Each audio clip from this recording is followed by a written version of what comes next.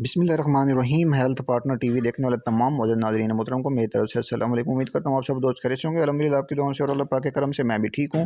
Friend, अक्सर औक़ात ये सवाल पूछा जाता है कि हम बहुत सी मेडिसिन यूज़ कर चुके हैं, उसके बावजूद हमारे नफ्स में या हमारी टाइमिंग में कोई खातिर खा तब्दीली नहीं आई। और वो लोग जो कहते हैं कि हम बीवी को मुतमईन नहीं कर सकते, बीवी के पास जाते ही हमारा इंज़ाल हो जाता है।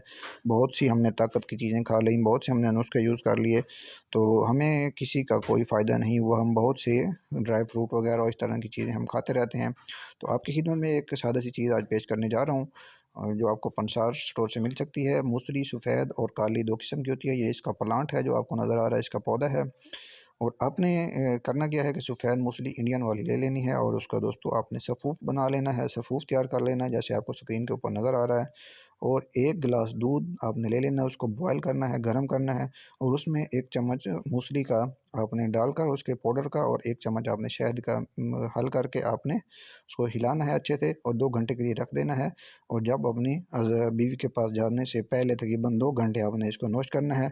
और उसके बाद आप में एक बेपनाह ताकत और ज़बरदस्त सा आपको फ़ायदा होगा। उम्मीद करता हूँ आज की वीडियो आपको अच्छी लगी होगी। मिलते हैं नेक्स्ट वीडियो में, तब तक के लिए दीजिए इजाज़त। अल्लाह हाफ़िज़।